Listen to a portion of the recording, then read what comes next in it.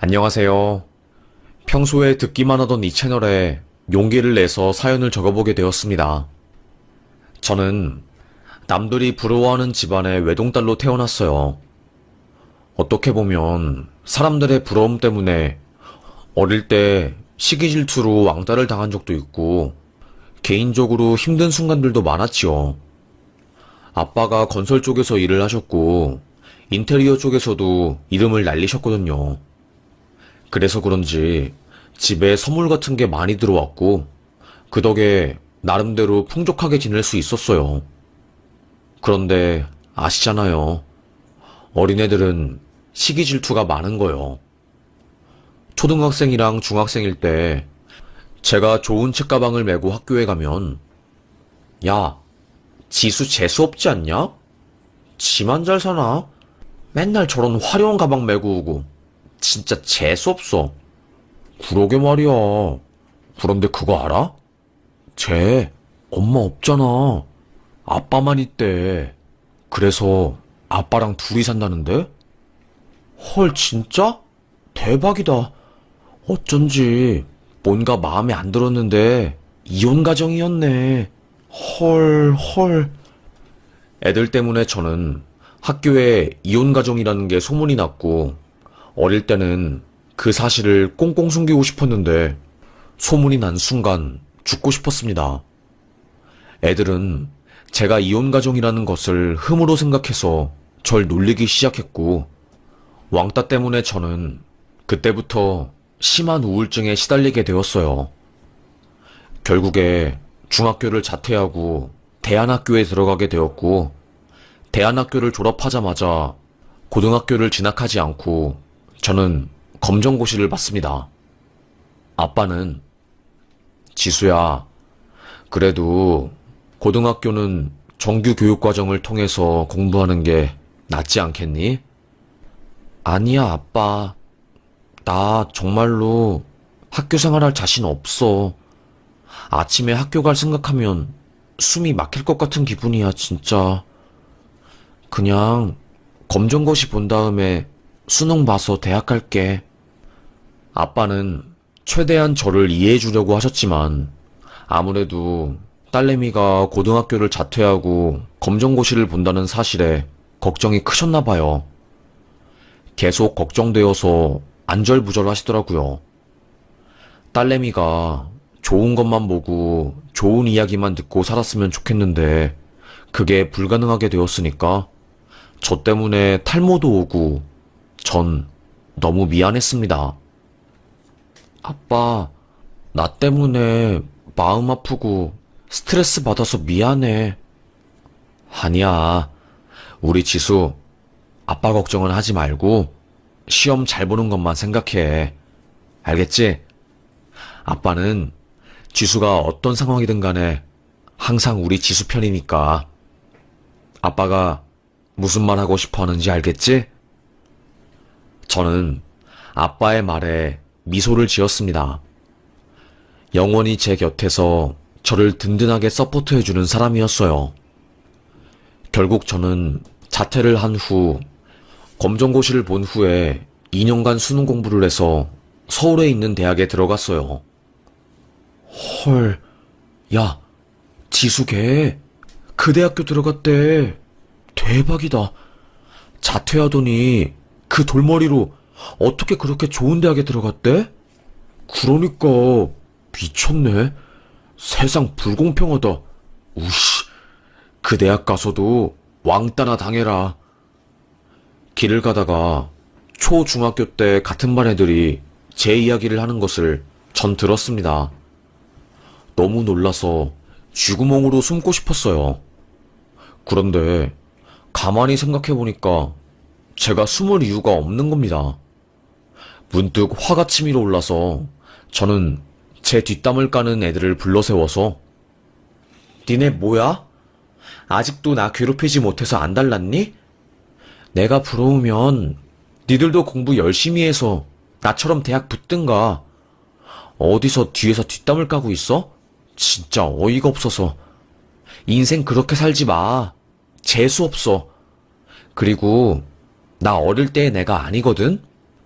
너네들이 뒷담 까고 나 괴롭히면 나도 너네들한테 똑같이 해줄 거니까 단단히 각오해. 알겠어? 저의 반격에 애들은 아무 말도 하지 못했어요.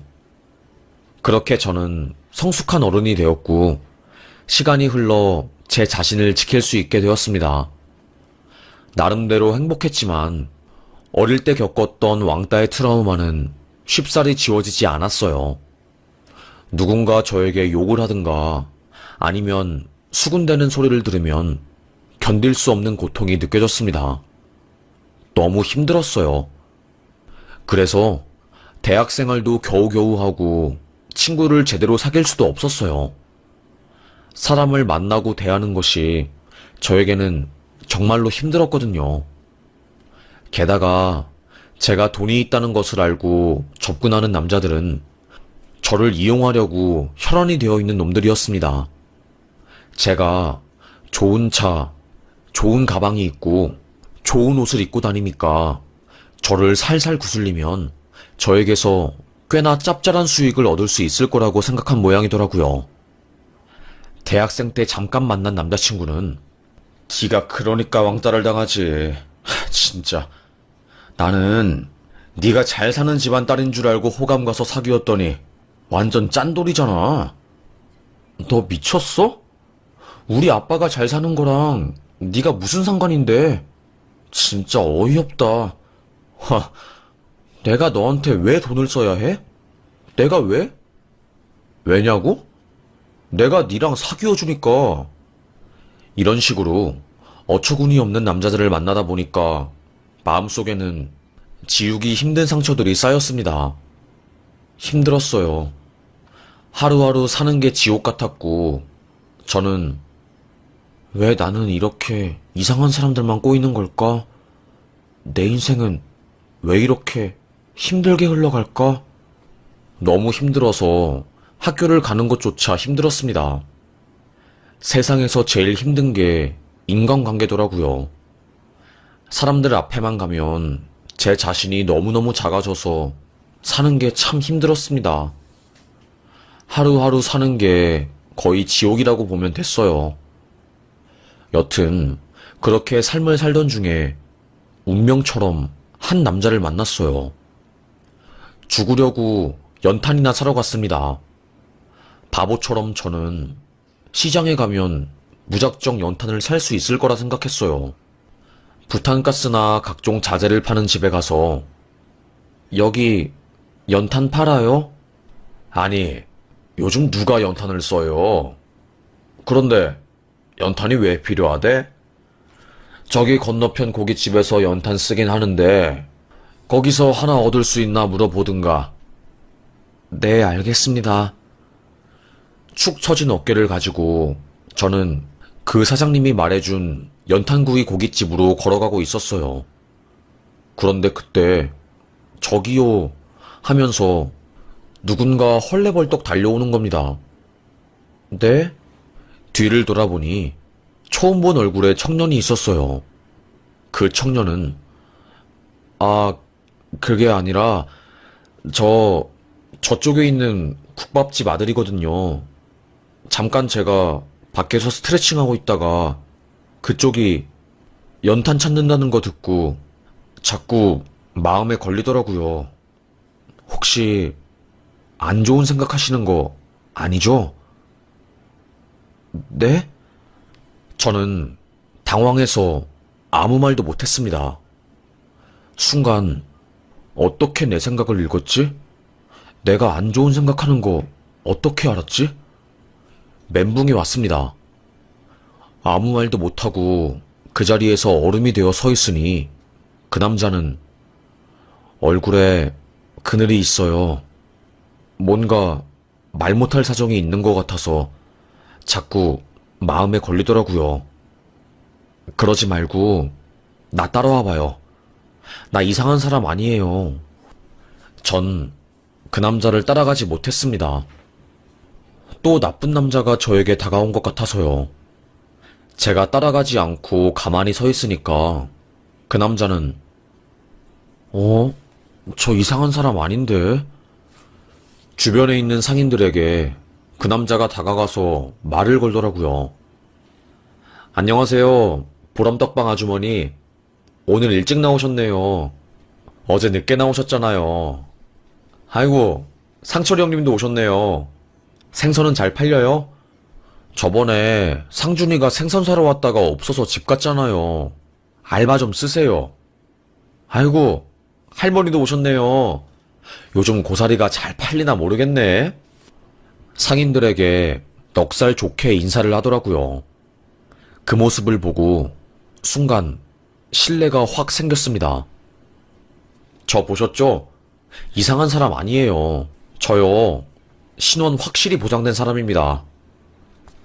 그 청년을 따라서 간 집은 한 국밥집이었습니다. 흰머리가 새하얗게 있는 꼬부랑 할머니가 앞에서 순대를 썰면서 국밥 육수를 내고 있었고, 귀가 어두운 것인지 저희가 왔다는 사실도 모르고 순대를 썰고 계셨어요. 그 청년이 엄마, 나왔수다. 그제서야 고개를 들어 저희를 본 할머니는 옆에 있는 처자는 누구야? 내가 아끼는 동생이야.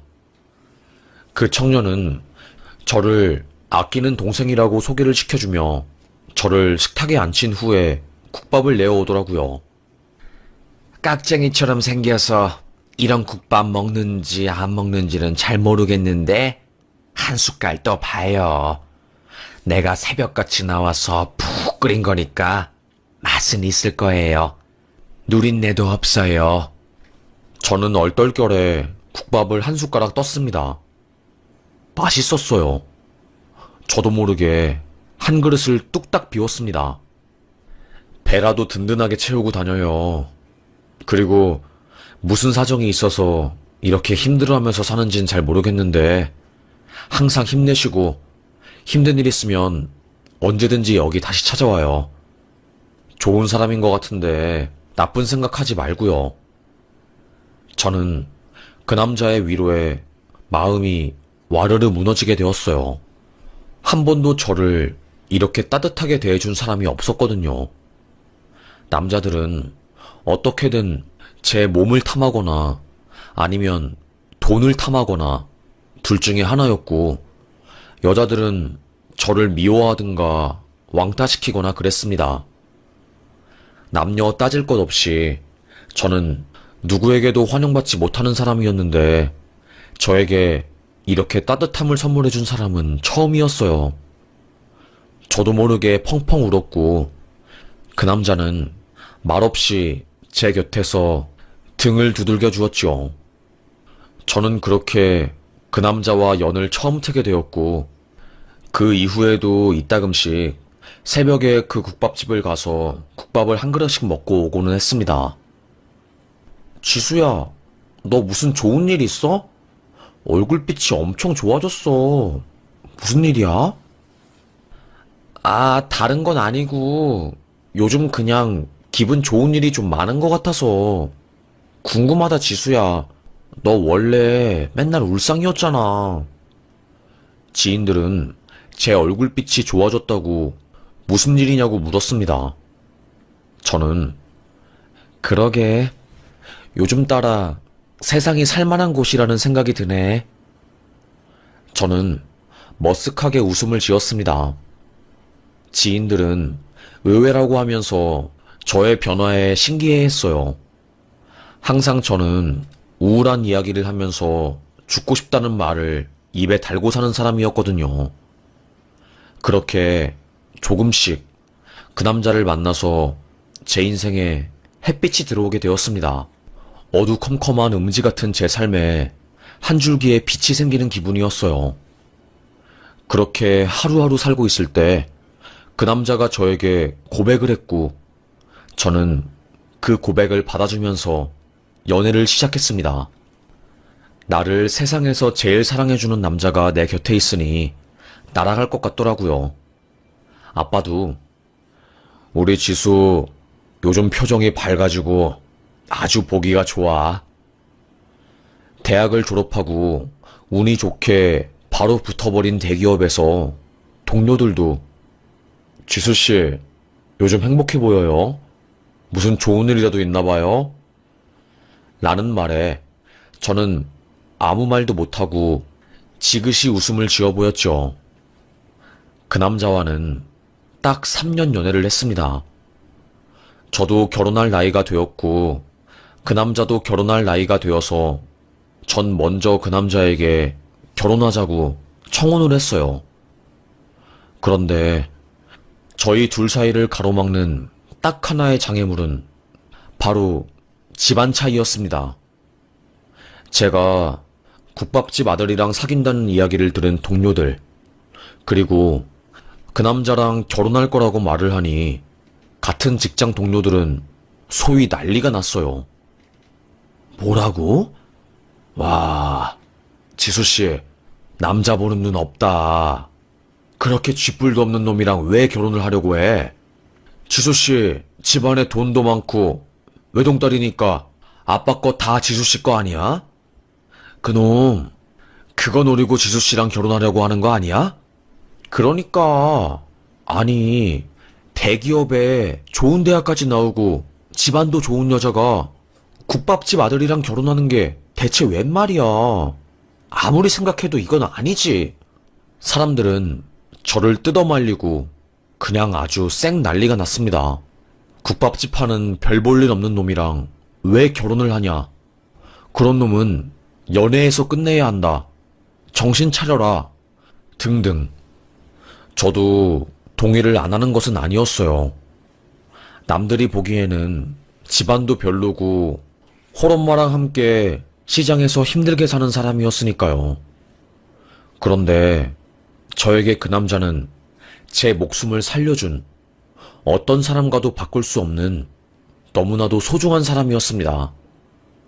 저는 주변의 반대에도 불구하고 이 결혼을 밀어붙였어요.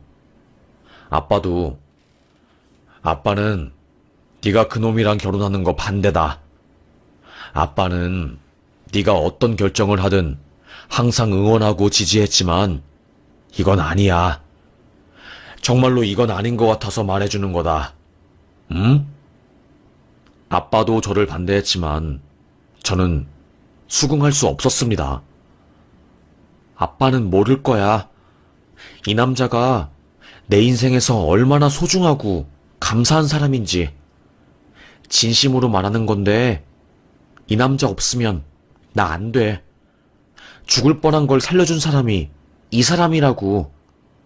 나 사실 정말로 죽으려고 연탄 사려고 했어. 그런데 그 모습을 보고 나한테 따뜻한 밥 한 그릇 건네면서 위로해준 사람이 이 사람이라고. 생판 모르는 사람인데 나한테 그렇게 해줬다고. 동공이 파르르 떨렸습니다. 저도 모르게 눈물이 나오더라고요. 울부짖으면서 아빠에게 말을 하니까 아빠는 한숨을 푹 쉬면서 그래, 지수야. 네가 행복할 수 있다면 아빠는 알겠다. 아빠가 너무 생각이 짧았네. 조건보다 더 중요한 게 우리 지수가 행복한 건데. 그치? 저는 고개를 끄덕였습니다. 그렇게 그 남자랑 결혼하게 되었어요. 주변에서 사람들은 다들 제가 철이 없다고, 세상 물정을 몰라도 너무 모른다고 하면서 혀를 끌끌 찼고요. 하여튼 결혼에 성공한 저는 작은 신혼집을 마련해서 하루하루 행복하게 살고 있었어요.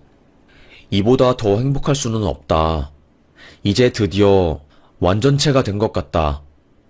더 이상 외롭지 않고 고독하지도 않다. 라고 생각하면서 삶을 살게 되었습니다. 평일에는 회사 일을 하고 주말이면 국밥집에 가서 어머님과 남편을 도왔어요. 어머님은 우리 며느리한테 항상 미안해. 서울 깍쟁이, 좋은 집안에서 곱게 자란 아가씨가 이런 국밥집에 와서 고생을 하니까 마음이 무거워. 에이, 어머님, 그런 말씀하지 마세요. 이렇게 도와드리는 것도 저에게는 참 기쁜 일이에요. 우리 며느리가 최고다. 어머님은 저를 무척이나 좋아하셨습니다. 그리고 항상 미안하다고 말하셨어요. 저는 미안하다라고 말하지 말라고 했는데도 어머님은 마음속에 짐이 있었던 것인지 매일 저에게 미안하다고 그렇게 말씀을 하시더라고요.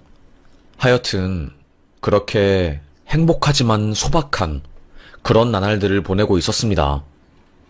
그런데 저는 항상 가장 행복할 때 불행한 일이 터지더라고요. 아빠의 회사가 쫄딱 망하게 된 거였습니다. 아빠는 건설업뿐만이 아니라 인테리어 일도 함께하고 계셨어요. 인테리어 쪽에서도 꽤나 유명한 분이셨죠. 그런데 한 프랜차이즈가 아빠에게 전국 프랜차이즈 가맹점의 인테리어를 맡긴다는 계약을 했는데 아빠가 공사를 다 하고 대금을 받으려고 했는데 그 본사에서 회계상 비리가 터져서 사업을 잠정 중단한 거였습니다. 원래는 공사에 들어가기 전에 선수금을 받고 공사를 시작하는데 이상하게 그 프랜차이즈점에서는 공사가 완료되면 한 번에 대금을 지급하겠다고 했나봐요. 아빠는 그 말을 철석같이 믿고 진행을 했는데 갑자기 파산을 하게 되면서 아빠는 받아야 할 돈을 하나도 받지 못하고 인테리어랑 인건비로 돈이 마이너스가 되면서 한순간에 회사가 흔들리게 된 것이었죠. 그 일로 인해서 아빠가 쓰러지고 회사는 제 기능을 하지 못했어요. 건설 쪽은 현금 흐름이 중요한데 유동적으로 쓸 수 있는 현금이 없으니까 완전히 망해버린 꼴이 돼버린 겁니다. 아빠는 회사를 살리겠다고 집까지 팔면서 현금을 마련했지만 쉽지 않았고 건강까지 악화된 아빠는 결국 쓰러지게 된 거였죠. 저는 그 소식을 듣고 펑펑 울면서 아빠 안 돼. 이렇게 쓰러지면 안 된다고. 제발 이건 아니야 아빠. 하염없이 눈물을 흘렸지만 아빠는 눈을 뜨지 못했습니다. 너무 절망적이었어요. 아빠가 다시 깨어나길 기다리면서 저는 쓰러진 아빠의 병실에서 24시간 간병을 했습니다. 아빠의 자금사정도 힘들어지고 저도 심적으로 힘드니까 너무 우울했어요. 나는 왜 행복할 수가 없는 거지? 항상 행복할 때 이렇게 힘든 일이 터지는 거지? 아빠를 간병하느라 남편과는 거의 별거하는 부부처럼 살았어요. 남편한테 자주 가지도 못하고 회사 끝나면 바로 아빠의 병원에 갔으니까요. 한 달에 한 번 보는 것도 자주 보는 거였습니다. 회사 사람들도 집안에 아픈 사람 생기면 가족들이랑도 멀어지고 그런다니까. 나도 아빠 아플 때 남편이랑 사이 안 좋아져서 2배로 힘들었어. 그러다가 결국 내가 이혼한 거잖아. 회사 사람들의 말을 들으니까 더 무서워졌습니다. 이러다가 아빠도 잃고 남편도 잃게 되는 안 좋은 일이 내게 벌어지는 것은 아닐까 두려운 마음에 남편의 국밥집에 오랜만에 찾아가게 되었어요. 밤 늦은 시각이었죠. 그런데 국밥집 사이로 남편과 한 여자가 앉아서 손을 맞잡고 있는 게 보이는 겁니다. 시어머님은 그녀에게 가까이 다가가서 고개를 숙이고 한없이 밝은 미소로 그녀를 보고 있었고요. 뭐야 저 여자? 저 여자 뭔데 내 남편 손에 깍지를 끼고 있어? 미친 거 아니야? 저는 화가 부글부글 끓어올랐습니다. 그런데 그때 갑자기 일어나는 남편과 그 여자. 그 둘은 팔짱을 끼고 국밥집 뒷문으로 나가더라고요. 어머님은 그녀에게 포장된 국밥을 손에 쥐어줬고요. 그리고 남편은 그 여자의 어깨에 자신의 머리를 살포시 기댔다가 팔짱을 낀 상태로 포옹을 하는데 순간 너무 열이 올랐습니다. 정말 역시 나는 행복해질 수 없는 사람이구나. 어떻게 이럴 수가 있지? 아무리 생각해도 이건 아닌데. 내가 그렇게 잘해줬는데 우리 아빠가 아파서 내가 간병하는 사이에 불륜 저지른 거야? 역시 회사 사람들 말이 맞았어. 수준 비슷한 사람들끼리 만나야 한다는데 주변 사람 말 들을걸. 역시 이 남자도 내 돈 보고 만났다가 우리 아빠가 쫄딱 망하니까 날 배신한 거야. 역시 난 항상 이런 식으로 인생이 흘러가지. 내 인생 어떻게 이럴 수가 있어? 세상에, 내 인생. 저는 그날 펑펑 울었어요. 마음 같아서는 당장 국밥집으로 들어가서 따지고 싶었지만 실제로 그런 상황을 겪으니까 아무 말도 안 나오고 사람이 패닉이 되더라고요. 저는 아빠가 있는 병실로 들어가지도 못하고 공원에서 하염없이 서성이면서 심란한 마음을 진정시켰습니다. 그리고는 그날 꼬박 밤을 새고 새벽에 다시 국밥집으로 갔어요. 저를 본 남편은 뭐야 당신? 말도 없이 왔어? 내가 우리 남편 일 터오는데 말하고 와야 하나? 왜 그렇게 날이 서 있어? 당신 왜 그래? 저는 기가 차서 당신 내가 모를 것 같아? 당신 나 몰래 여자 만나고 있지? 나도 사람이야. 촉이라는 게 있다고.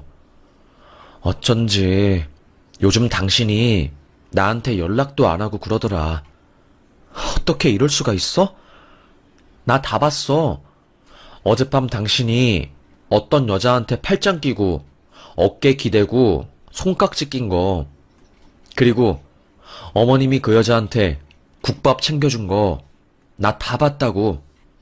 남편은 제 이야기를 듣고 놀라서 아니, 어제 국밥집에 왔어? 왜 말 안 했어? 역시 내 생각이 맞았어.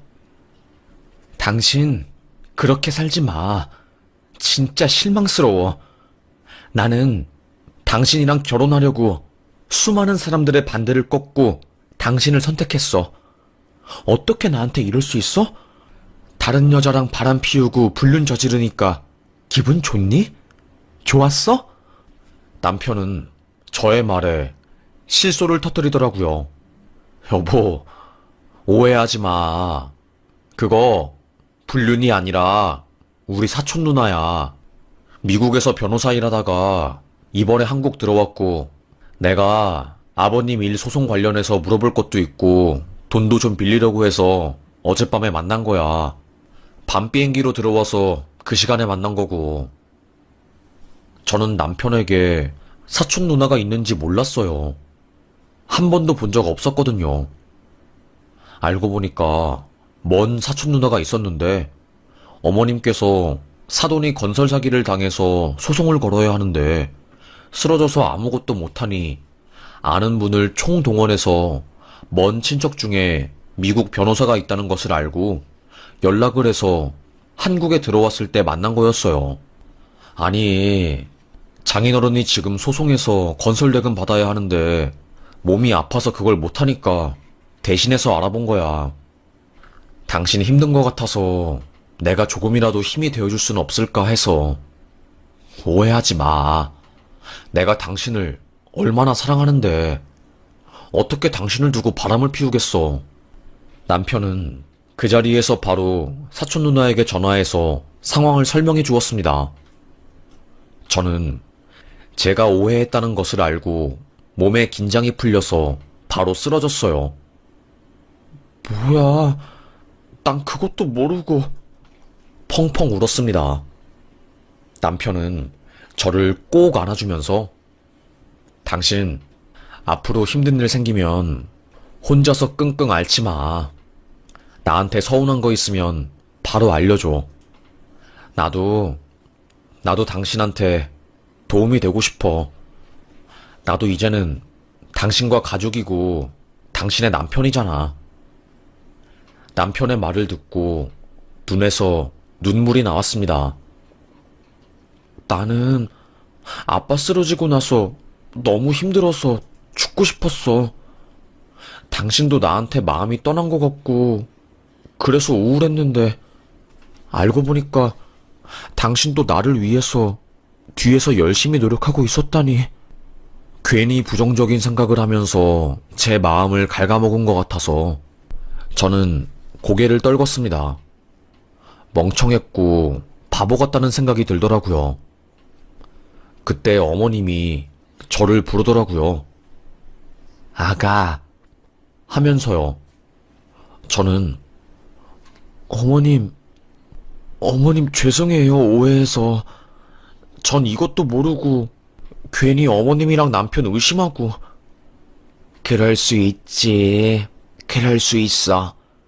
우리가 국밥집을 운영하느라 배우질 못하고 법 쪽에 아는 사람도 없고 그래서 바로 도와주고 싶었는데 알아보느라 시간이 걸렸어.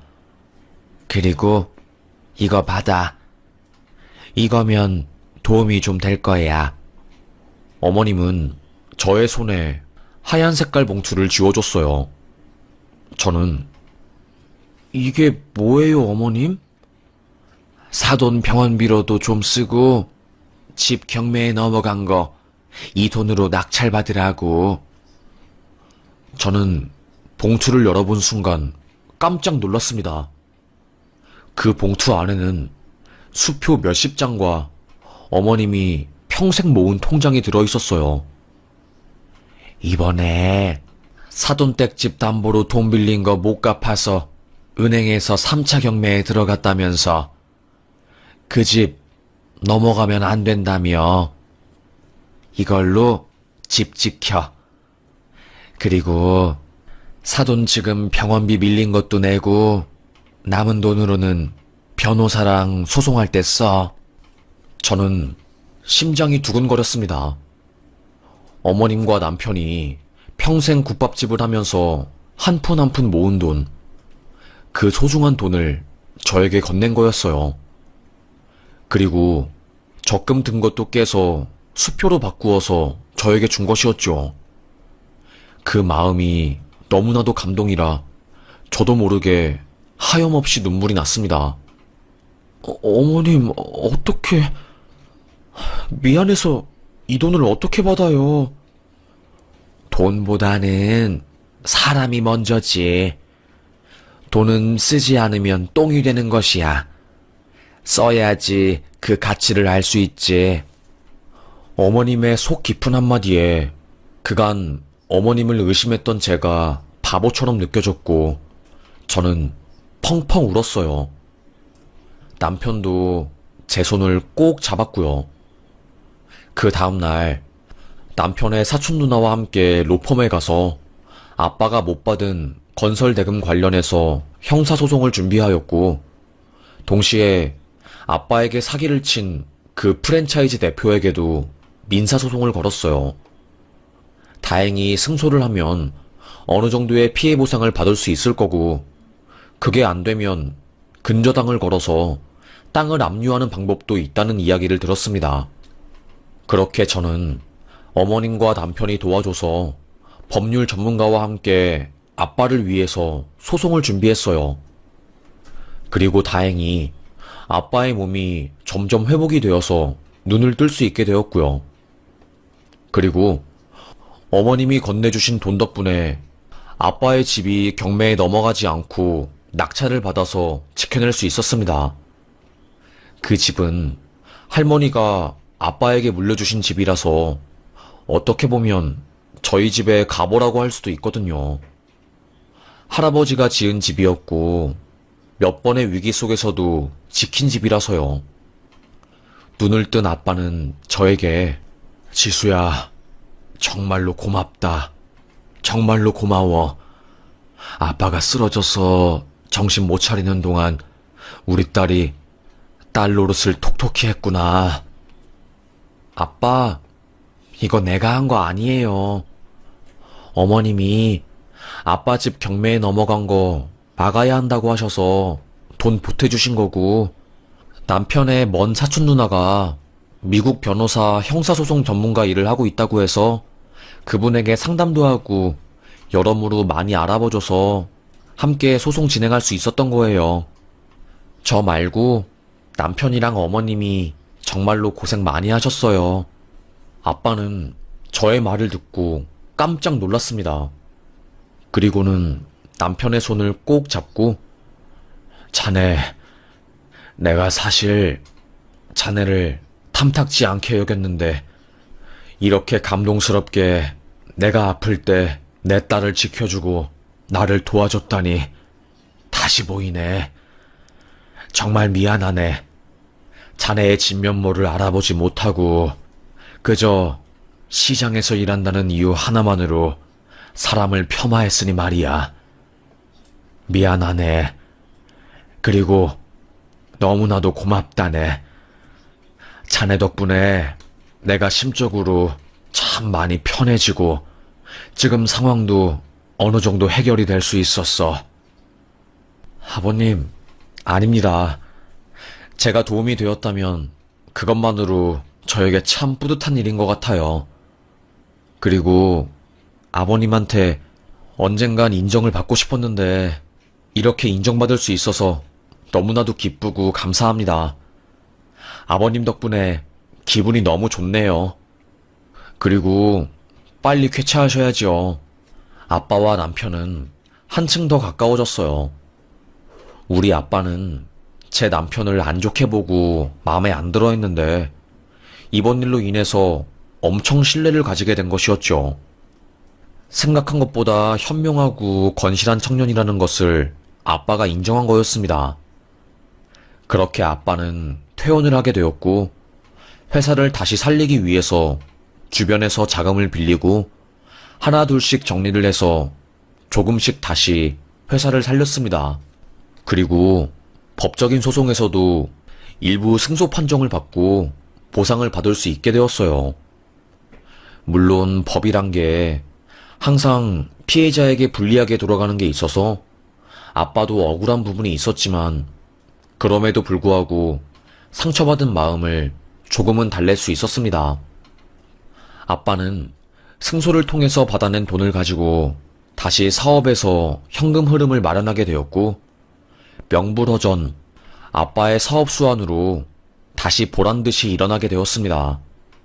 다시 도약하는 것에 성공한 아빠는 번 돈으로 시어머니와 남편의 국밥집 인테리어를 해주고 지금은 그 누구보다 저희 남편 가게를 사랑하게 되었어요. 항상 아빠 회사 식구들이랑 회식이 있으면 제 남편 국밥집으로 가서 자랑을 하고 수육이랑 국밥을 먹곤 했죠. 그렇게 남편은 아빠에게 인정받게 되었고 저 또한 남편 덕분에 마음이 편해졌답니다. 회사 식구들도 저의 이야기를 듣고 남편이 드물게 정말로 진국인 것 같다고 인정해줬어요. 모두가 반대하는 결혼을 해서 저도 힘들고 결혼을 괜히 했나 싶은 순간들도 있었지만 묵묵하게 저를 기다려주고 절 응원해준 시댁 식구들과 남편 덕분에 힘든 인생의 위기를 넘길 수 있었던 것 같습니다. 부부는 좋은 일도 함께 하지만 힘든 일도 함께 나누면서 성장하고 더 끈끈한 관계가 되는 것 같습니다. 저에게 닥친 이 일들이 너무나도 원망스럽고 힘들 때도 있었지만 지금 돌이켜 생각해보면 이런 일들이 있어서 내가 더 성숙해지고 행복한 사람이 된 것 같다는 생각이 드네요. 그럼 지금까지 저의 이야기를 들어주셔서 감사합니다. 우리 모두 행복해지자고요.